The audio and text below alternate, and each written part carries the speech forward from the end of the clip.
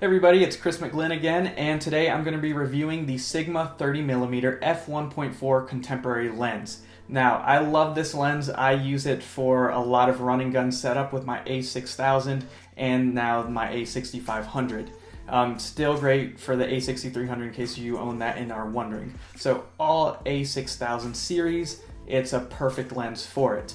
Now, as you saw, I started out this video clip with a little bit of cinematic video. Now, leading up to where my dog was straight out of the camera, no picture profiles. I just wanted to show you how it films straight out of the camera, okay? How the coloring looks, how sharp it is.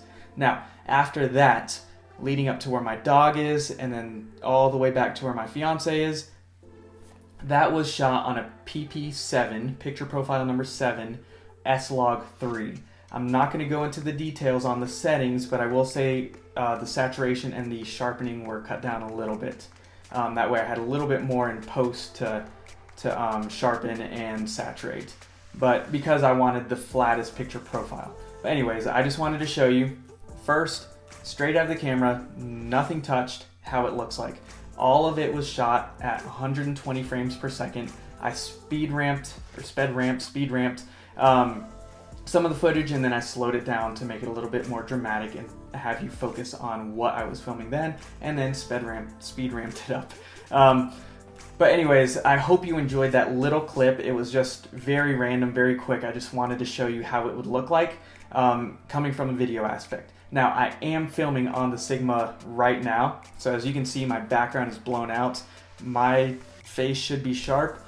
Now, my only downside that I want to get into with this lens, and it's the only downside to this lens, is the sound, the autofocus sound.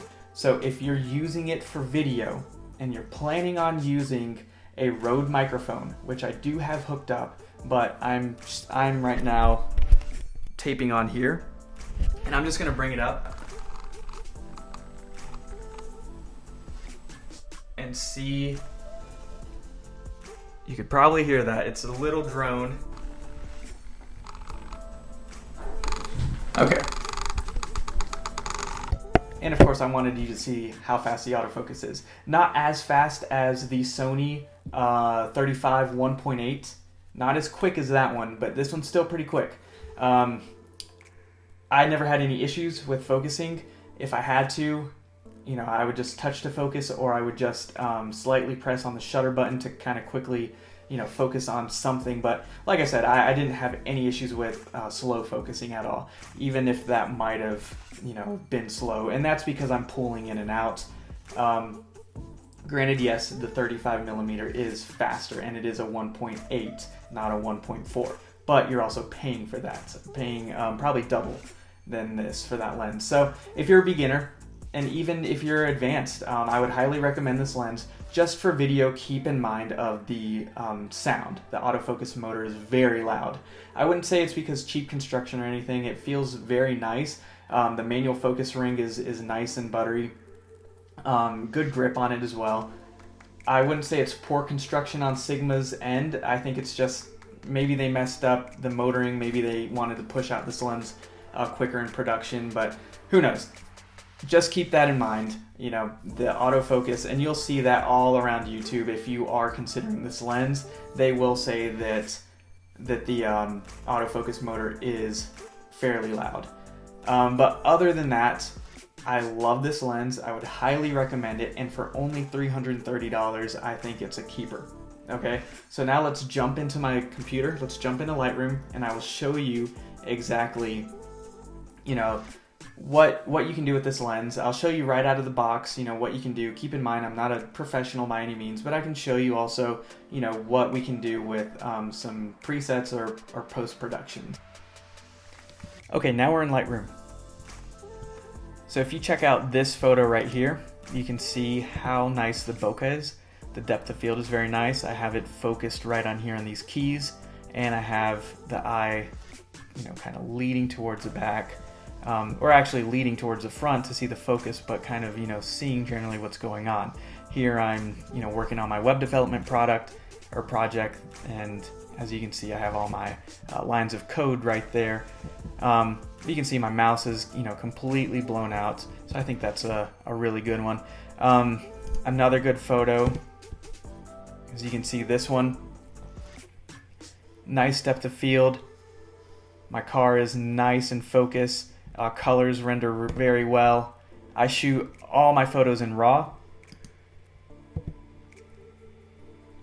You know, good separation from the background, especially for a $330 lens. Let's go to, let's see, landscape photography.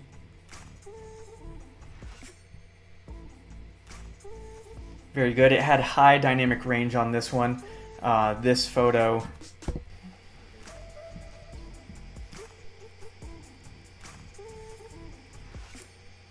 So yeah, I mean, as you can see, very good for portrait photographers. This, I believe, was shot wide open at 1.4. And then I just fixed the, you know, it was very overexposed. This is when I first got the lens, I believe, and I was just playing around with it. In post, I brought the back, the sky back out, edit it just a little bit. But, I mean, you can see that the depth of field is very nice.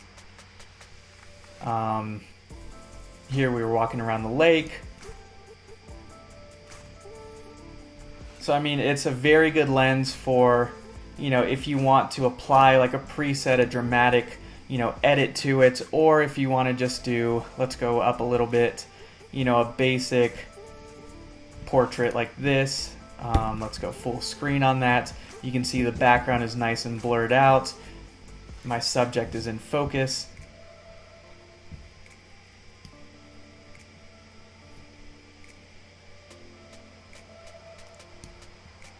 So yeah, even on bright days, I mean, this again was shot wide open.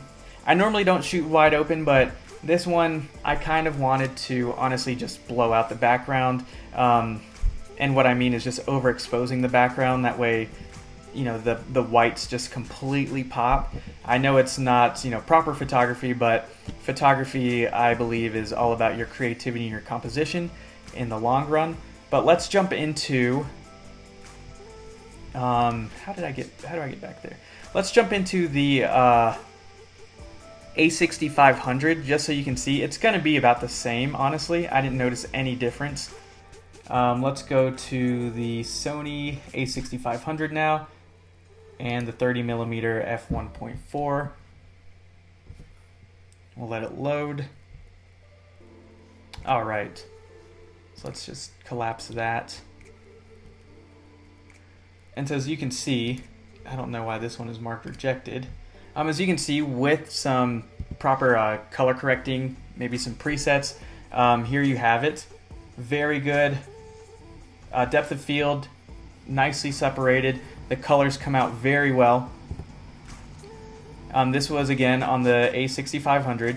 And I'm just going to scroll nice and slow. You can always pause the video, or you can just slow it down. None of these were actually edited other than the one that I showed you. Yeah, so really good low light. She doesn't really seem thrilled, but this was f1.4, ISO 800, 1/50th of a second. Not a whole lot of grain on this shot.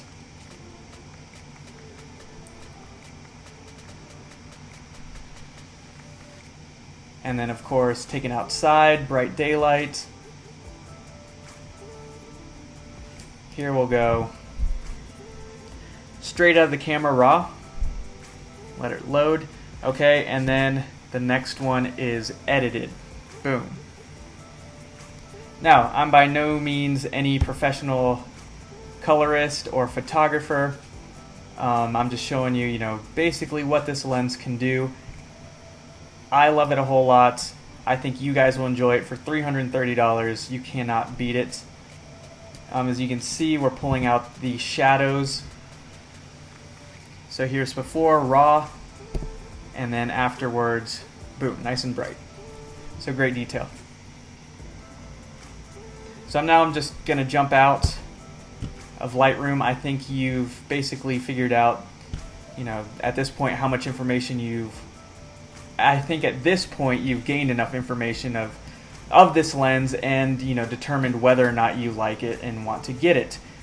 So there you have it, guys. That was the Sigma 30mm f1.4 contemporary lens. I hope you enjoyed what I did with this lens, and the review was a little bit more in depth versus the other lens reviews that I had for like the vlogging, the 18-105 and the 10-18. Those lenses, those reviews, that was at the beginning of my YouTube channel. I've kind of revamped how I want to do the reviews, so I'm hoping that you like it. If you want me to go back to the other lenses and maybe do a second version of the reviews, let me know in the comments down below. Let me know what you think about this lens. If you do own it, if you're considering it, let me know if you have any questions. And please be sure to subscribe to this YouTube channel. That'll help me out. That'll show me that you guys are wanting more reviews. I promise that I'm going to start reviewing more. It's just, I basically wanted to get a good setup, a good workflow before I just started reviewing lenses. I didn't want to give you, you know, sub-quality, subpar reviews. So I'm hoping you enjoyed this one, and I promise more will be coming out. Especially reviews for the A6500 or the A6000 series is what I'd like to really say. I'm going to refer to the A6500 just because A, it's the newest, and B, it's what I'm using right now. But keep in mind that everything that is on the A6500 can be used on the A63 and A6000 series lenses, or cameras.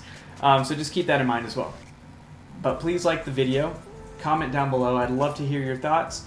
Please subscribe to my YouTube channel. And if you like this lens, I have a link in the description. That's an Amazon affiliate link. I do get a little portion. You pay the same price it's on Amazon. They just cut me a little bit. That helps me grow the channel, and that obviously helps me be able to afford these lenses to review for you, and helps me with my photography.